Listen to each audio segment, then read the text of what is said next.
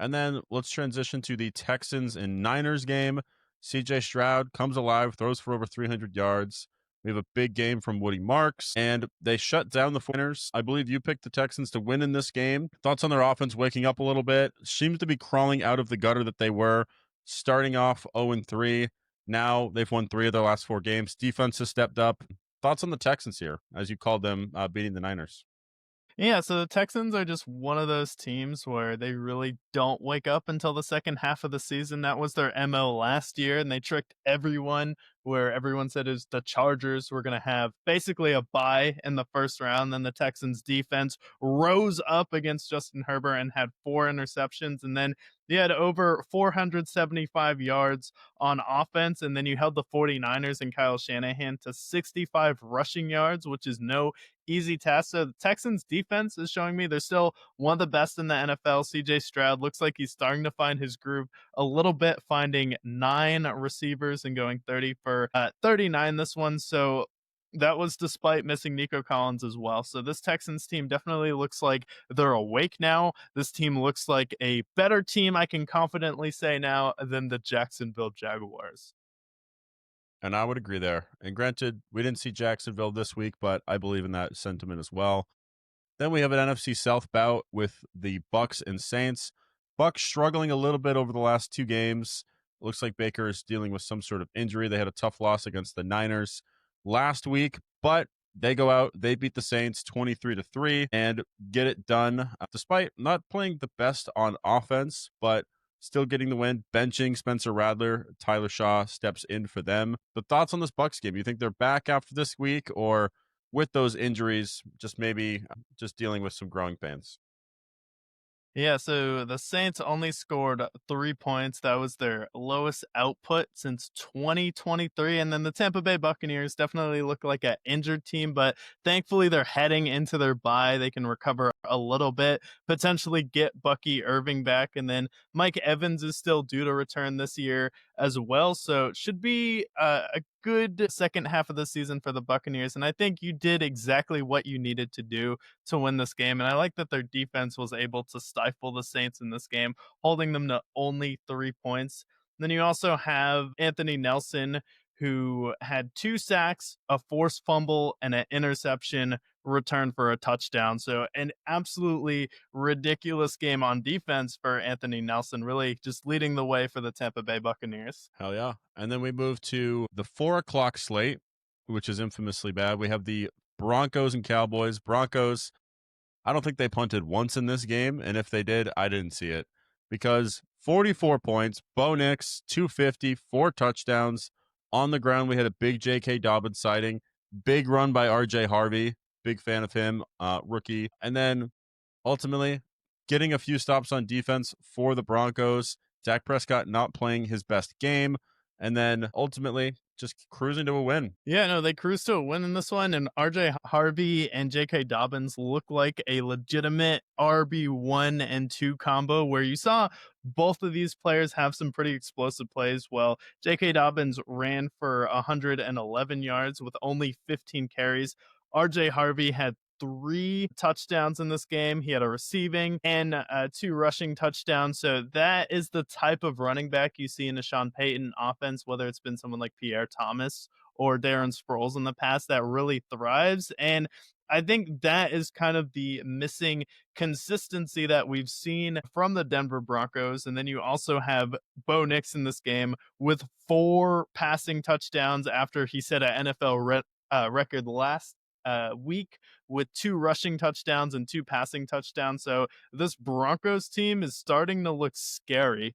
I picked the Broncos to win this game. Vegas had it at a 3 point game for the Broncos. They weren't sure what to do with it. And then you go out there, and it's not only that, you're missing potentially the defensive player in the year in Patrick Surtain, and you still hold the Cowboys to only 24 points in this one. Broncos looking like an absolute wagon, and the Cowboys showing that if you can stop them and hold them under even 31 points, you have a pretty good shot to win. I'd say if you can hold the Cowboys under 31 points, you're going to win 70% of the time with how bad their defense is.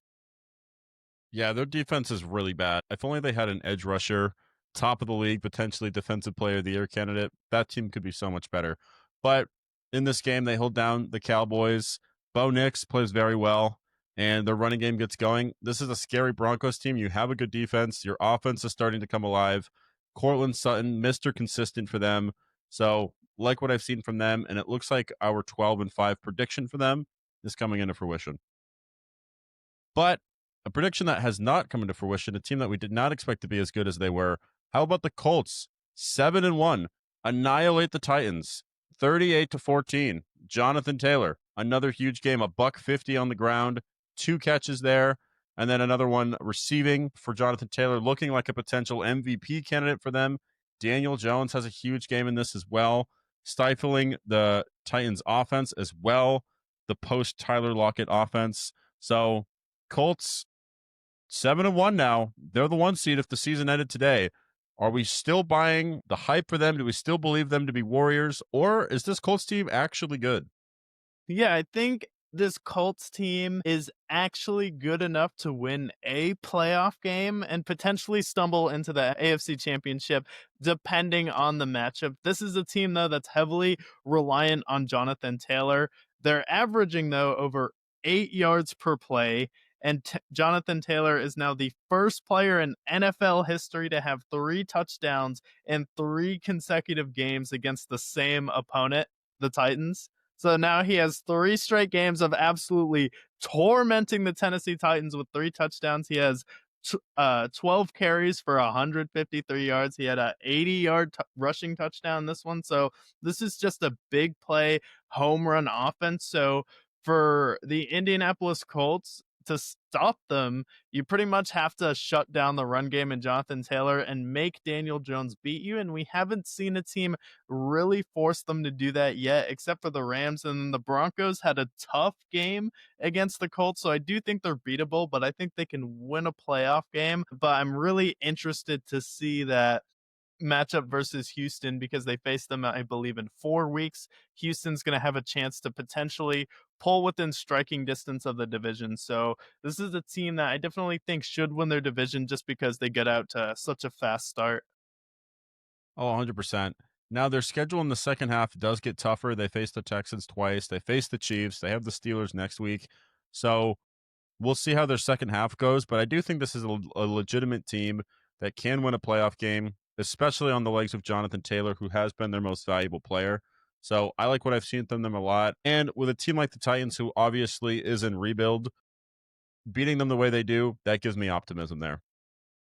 But Sunday night, the return of Aaron Rodgers to Green Bay, facing off against Jordan Love and the Packers. And this was fireworks. Huge fourth quarter for Jordan Love, 3 touchdowns, almost 400 yards, 360. And then ultimately, with Aaron Rodgers, gets the job, plays fairly well. But thoughts on the Steelers and Packers game, Sunday night football in Lambeau? Yeah, Jordan Love now proving that he is a prime time quarterback. I mean, we saw him come out, have a huge prime time game on Thursday night versus the Commanders. He came out, had a big game in the first week versus the Detroit Lions, and now this game on Sunday Night Football versus his mentor in Aaron Rodgers coming out here going 29 for 37, 360 yards, 3 touchdowns, and then also, we have to talk about for the Green Bay Packers the rise of potentially Tucker Kraft being the best tight end in the league. I mean, he had 143 yards. That's great. Did he have 15 catches, 10 catches? No, he had 7 catches. And then he had 2 touchdowns. 131 of those yards were after the catch. Insanity.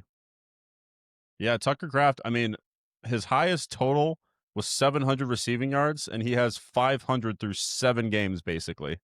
So he's exploded. They nailed him on the draft. They got him in the fourth round. He's been excellent for them. He's been essentially Jordan Love's favorite target. He's consistently getting 7 to 8 targets a game and his yards after the catch. He's also been a touchdown machine. And you look at the guys around the NFL, typically it's the Kelseys and the Kittles of the world. They're getting older. You have Brock Bowers. He's been banged up this year, but Tucker Kraft showing him to be arguably the best weapon on the Packers right now as Matthew Golden starts to get going. But his ascendance from year 2 to 3 so far has been magical. He's easily been the best tight end in football to this point, and I think he could be a guy that ends up getting 1,000 receiving yards by the end of the season for this team. Yeah, so we'll see with the Packers and the Steelers. They held a 16-7 lead at halftime, but they allowed the Packers to score 5 straight times in the second half. And then I don't know, Pittsburgh kind of their offense has just been starting out strong and then just slowly falling apart. So that Colts game next week is going to be a real litmus test for this team because if you lose that game, then I wouldn't even be surprised if the Ravens were able to come out of the ashes and win this division when Lamar comes back, especially with Derrick Henry having a huge performance and Roquan Smith coming back. But yeah, I think they really missed out. Like that Bengals game is a huge loss. And then you lose to the Packers. Your schedule is going to get tough when you face the Colts next week, the Chargers, and then the Bengals again. Like this is the team I want for once in the Steelers' life. It's usually their defense that plays great and their offense is abysmal. Now their offense is fairly good and their defense has not been great.